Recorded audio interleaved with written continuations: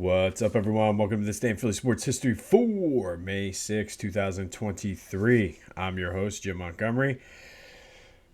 Well, that certainly didn't work out the way we had all expected and anticipated. Sixers lose 114-102. Just really never could get it going. I think the opposite effect I thought would happen with Joe winning the MVP happened. I fully expected the whole team to come out fired up, and instead it was the Celtics jumping out to a quick 10-point lead on them. And it was just something, it felt like every single time the Sixers made a run, somebody on the Celtics would come down and hit a big three. Still time. I mean, the pressure is on. It's obviously, it's a short series at this point, but every game is must win, and Sunday night it's extremely important that they're able to pull that out, or else that series is over. If they are able to pull it out Sunday night, or Sunday afternoon, it shouldn't be that bad. Then you just have a quick 3-game series, but I mean that's key. And I mean Joe came out and played like the MVP. Unfortunately, nobody else really showed up. It's very similar to what happened in Game 2. Just nobody was. It was. I don't know whether it was a different mindset or what with Joe there, but very frustrating. Hopefully, they can get it together. And somebody, I mean, literally somebody. It was a 12-point win, but I felt that nobody was making shots. So if they could get somebody, it would have at least been closer and put a little bit more pressure on Boston. Now we go to Sunday in a must-win game. I still think this series will go at least 6 games, so the Sixers will win one more. I'm hoping that it's Sunday night to make it more enjoyable.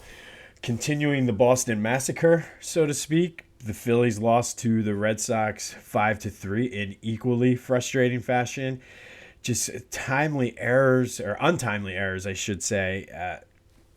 Wheeler just couldn't necessarily get it going. I know Schwarber dropped the ball in the first inning that led to the run that he basically felt changed the whole complexion of the game.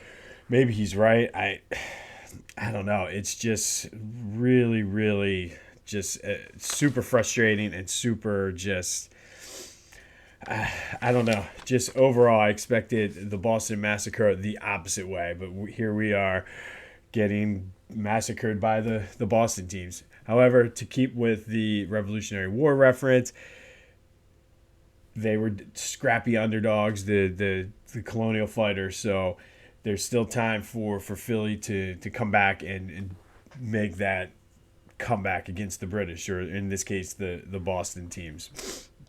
Union in action tonight against the New York Red Bulls, another hated rival. So it's just kind of a rivalry weekend. But we are going to continue with the Boston versus Philly theme. Basically, none of this has been purposeful or done purposely. It's just that's the history that these two cities have. But we're going to go back to 1976, which, keeping with the colonial theme, was a very that 76 is an important year in the foundation of our country. But on May 6, 1976, the Flyers won 6-3 over the Bruins to win Game 5 of the Campbell Conference Finals, 4-1. Reggie Leach had 5 goals for the Flyers that night. Ironically enough, he was originally drafted by the Boston Bruins. The win sent the Flyers to the Cup for the 3rd straight year. Unfortunately, this time they would be swept by the Montreal Canadiens 4-0. It was the first of 4 straight Stanley Cups for the Canadiens. And even prior to that, the Flyers had won the previous 2. Before that, the Canadiens had a good streak. So that was a very, very good Canadiens team that they lost to. But Reggie Leach's 19 goals is still a record in any NHL playoff series or whole playoff run. He did win the Conn Smythe as the MVP player of the playoffs, which usually doesn't happen for a guy on the losing team, which is pretty cool. That record was tied, I believe, in 1985 by someone, but it still stands today.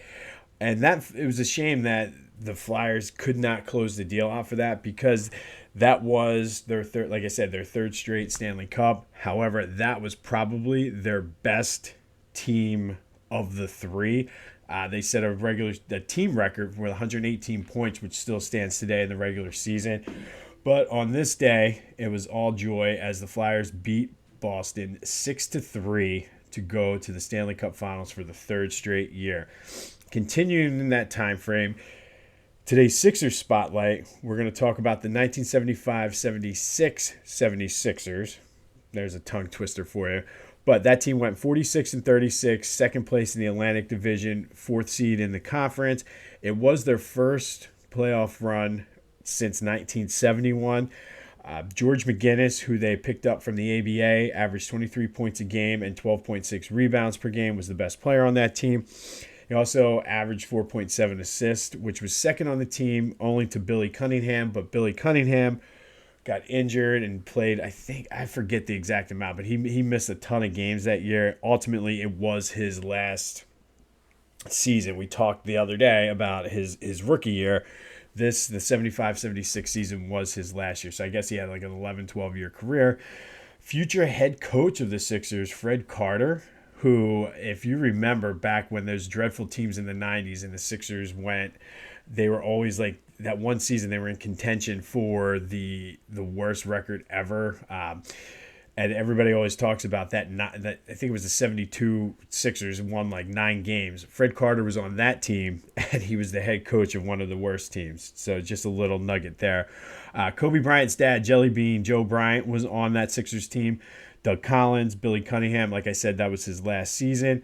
World B. Free, before he was World, he was Lloyd Free, was on that team. And we talked before about the mayor, Steve Mix, was on that team. George McGinnis was the All-Star, first-team All-NBA that year.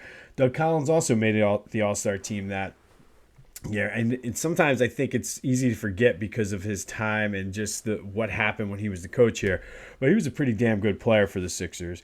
That year, they did make it to the playoffs for the first time since 71, but they lost to the Boston Braves 2-1 in the first round, losing both games at home. They had the home court. They lost both games at the Spectrum and won up in Buffalo, which I find kind of weird. However, we'll talk more about the following season later this month, because after this season, more help from the ABA was on the way in the form of Julius the Doctor Irving. But the 75-76 Sixers broke through broke the playoffs drought for the Sixers and basically ushered in a pretty, I would say, good time. I guess it was the beginning of the golden era. I mean, they were pretty much in the playoffs from then until like the mid 80s, always a perennial championship contender. So that 75-76 team really was the catalyst that started the 76ers golden era of that time frame.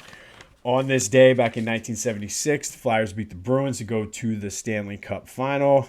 Just an overall dreadful day for the Phillies and Sixers against the teams from Boston in their respective sports. Looking for better times today.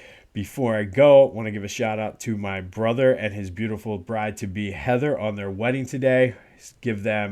Wish them the best of luck and say congratulations. If you know my brother or Heather, flood their social media today and just wish them the best. They're getting married this afternoon, so I'm taping this really, really early because Thatcher and I are going out to play a little golf early this morning, so I wanted to get this done. So let's go Phillies.